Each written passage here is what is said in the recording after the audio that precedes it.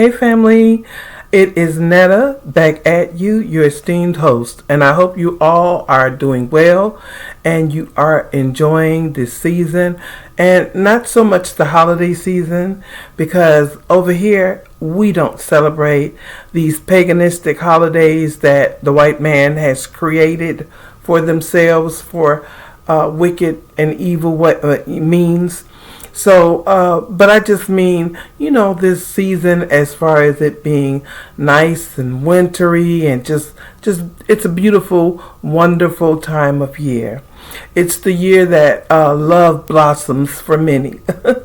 Okay? So, anyway, family, we're coming together today so that we can discuss the situation with the Somalians. So, we know that there's a rather large group of Somalians that are located in Minnesota, okay, and which is a democratic state.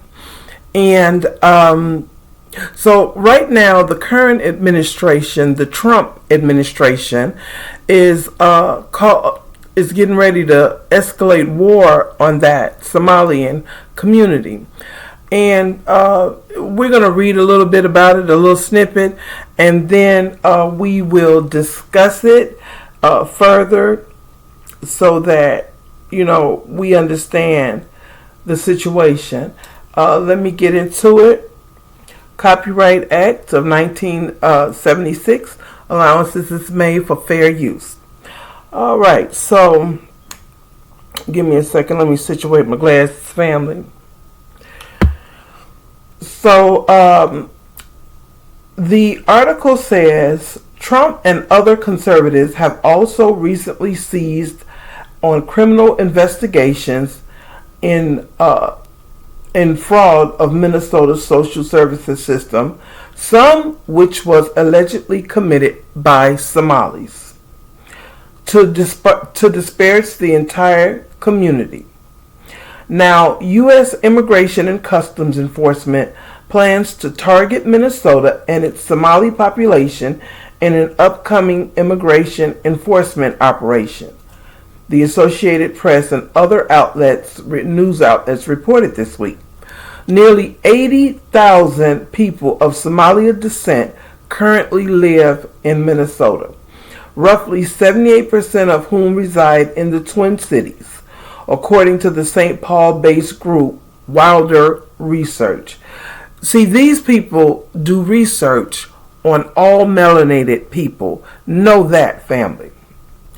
But it did not begin with the Twin Cities. Rather, some of the first Somalian immigrants to enter the United States in the late 1990s came to a town called Marshall, about 150 miles west of Minnesota. Somalia at the time was gripped by a civil war that caused hundreds of thousands of people to flee the country. And if I'm not mistaken, George Bush was in office at that time, and he granted them asylum. And I think within a year, many of them gained their citizenship. It goes on to say Minnesota Democratic Representative Ilhan Omar, who fled Somalia as a child and came to the U.S. as a refugee, in 2018 became the first Somali American elected to Congress. Treasury investigating whether Minnesota welfare money went to Somali terror group Al-Shabaab. The Trump administration is looking into whether Minnesota tax money found its way to Al-Shabaab, a U.S. designated foreign terrorist organization and Al-Qaeda affiliate based in Somalia, said the Treasury Department Secretary Scott Bessent.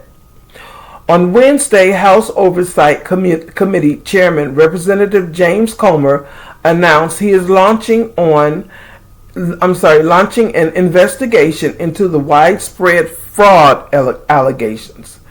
Bessent wrote on X that the Treasury is investigating allegations that under the reckless mismanagement of the Biden administration and Governor Tim Walz, hard-working Minnesotans' tax dollars may have been diverted to the terrorist organization Al-Shabaab. Okay, so there's a whole lot of things that we can discuss in that article. Let's first discuss and start with the fraud. Okay, apparently some of them were allegedly fraudulently having their children diagnosed with different diagnoses so that they could receive monies and services and things like that. And apparently there were many fraudulent things going on in that community. Now, whether that is to be true or not, I am not sure. And I don't work for the State Department that's going to be doing the investigation. But I will say it's probably a possibility, okay? I mean, it just is what it is. Because of policies that have allowed certain descendants of people, groups of people, coming into the United States, there has been a lot of fraudulent things going on. But the way I'm looking at it, they ensuring to get everybody that is melanated that is committing fraud. And when we know that there are so many others committing fraud. But I'm going to say this. I've only had a few interactions with some people of the Somalian community. And it was at a time where, let me say, some children had came into care. Families' children had came into care. And I could tell that the people, they were nice. I'm not going to say they were not nice, but I could tell that they really had a disdain for Black Americans, okay, and I'm a Black American. And my issue with that is, again, all of the melanated immigrants coming. See, we expect these behaviors from white immigrants when they come across those borders. We really do. Because, they are not far-fetched from the ones that's already over here. But when the melanated people come across the borders and behave in a way as to alienate and move away from, shy away from, or have hostile characteristics toward foundational Black Americans, then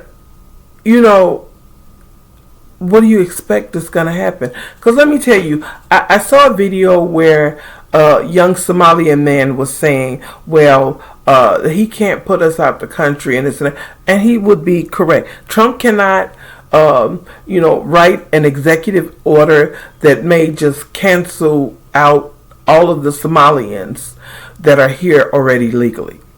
But let me tell you what they can do. And see, for those of you that who have thought it wise to move away from Black Americans and who have dealt with these people in this country for over 400 years, you did make a very wise decision. Because let me tell you something. See, we know these people better than anybody because we've had to deal with them. And let me tell you something. These people are so wicked that they will change laws, baby. Trust me. They will change laws. They do it all the time just to solidify their whatever their intent is. They can do that. Now, maybe they can't say, okay, well, we made these people in the 90s, well, not the 90s, I would say maybe the 90s or the 2000s, they became citizens. But you got to think about the broader picture here. They can make laws that will make it such a disadvantage for your community that either you're going to be incarcerated in mass numbers, or they're going to find reasons through fraud or other legal actions to take against you so that they can deport you and renounce your citizenship.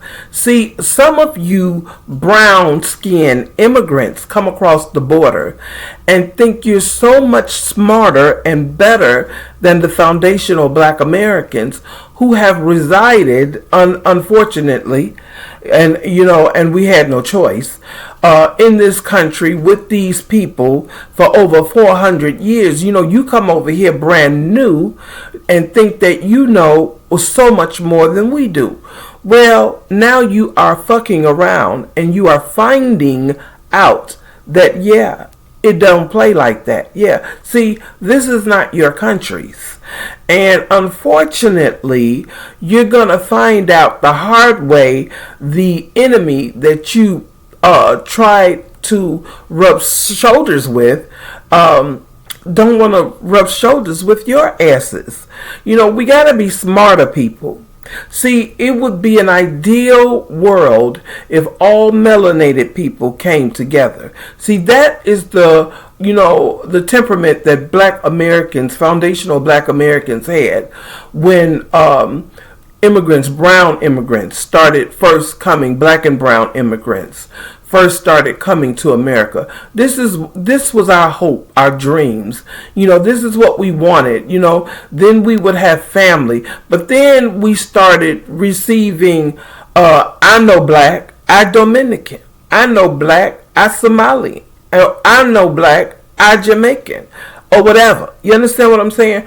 We started getting those kind of vibes from you guys. And so, you're not black. But see, what you negate to understand is this white man sees your ass as black. I don't give a damn if you come from wherever, Somalia, if you come from Ethiopia, if you come from Eritrea, if you come from Bosnia, I don't care. If you have the skin tone melanation that I have, this country solidifies you as black. So many of you need to become re-educated as to America. And my thing is this. See, a lot of you that say you are smart, you're not smart. You're not smart at all. Because if I go to another country, the main thing, first of all, I don't care who's in the country. Okay? But when I go into the country, I for damn sure am not going to alienate the foundational black people of that country. And I'm going to tell you why. I'm black. I'm black. So I'm not going to alienate. I'm not going to, denigrate the black people of that country or brown people of that country. I am not going to, have disdain for them. Why?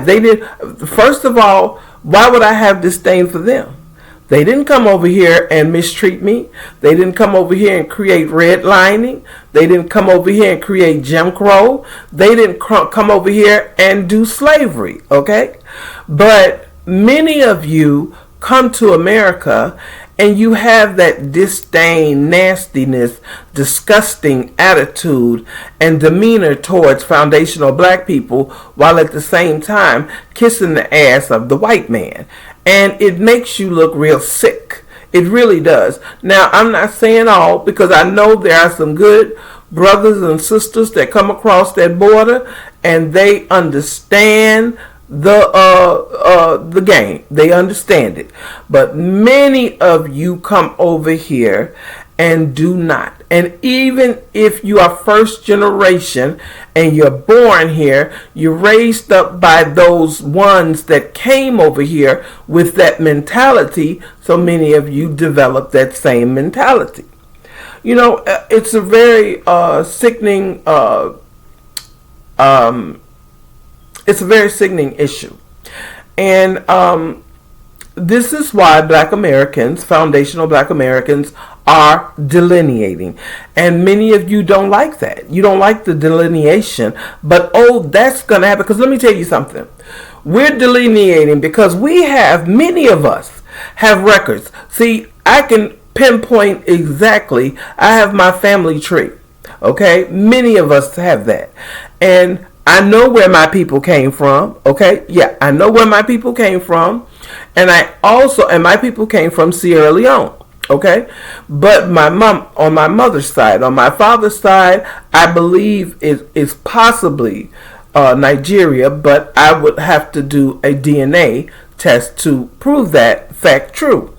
But regardless, I know my people also came from America, because my grandmother and my great grandmother and my great great great great great grandmother and father were born in America. So they were descendants of slaves or slaves. You understand what I'm saying?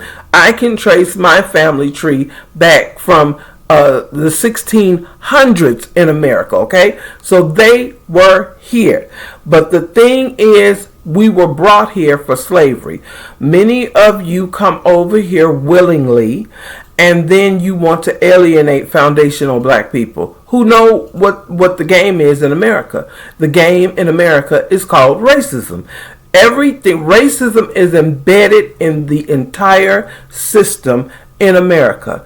And, I don't know why many of you come over here thinking that kissing ass for the white man is going to benefit you. They'll use you. They'll use you to until they don't need to use you anymore. Some of you get business loans. Some of you get other help and other money and tax credits and debt and things like that when you come here that we don't qualify for. But at the same time, trust me, when they can take your ass down, they're going to work effortlessly to do so. So I just think that we have to go back to the drawing board. And I believe that Black Americans, foundational Black Americans, should continue to delineate from everybody else. We must do that. It is a must. And those that don't like it only don't like it because, they're full of shit. And because they have assisted in targeting Black Americans. And so because nobody has a problem, I don't have a problem if somebody says they're Jamaican. I don't have a problem with that because if that is their descent, that's who they are. I don't have a problem if somebody says they're from Tanzania. I don't have a problem if somebody says they're from Mexico. I don't have a problem when people identify as who they are. But for some reason, everyone has an issue with foundational Black Americans saying we're foundational Black Americans. We are, I think it's called Solani, okay? Or Solan, okay? And, I don't have a problem saying that because this is what we are. And I don't have a problem accepting people from what they are and from where they come. But again, you guys got to just really get it together.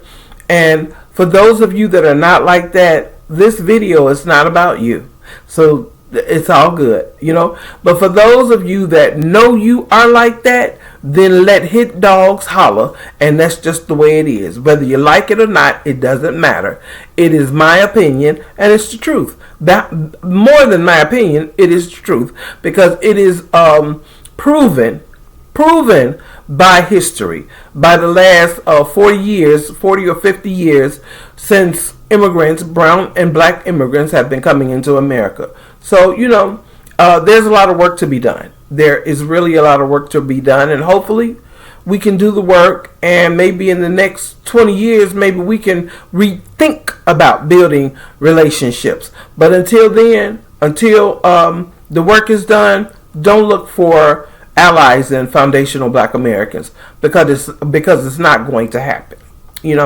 But I thank you so much. Leave a comment and tell me what you think in the comment section, and like, share, and subscribe if you're not. We enjoy doing the videos, and we enjoy you guys commenting in the comment section. All right. Blessings, peace, and love to you all. And remember, Black Power. All right, family. Bye-bye.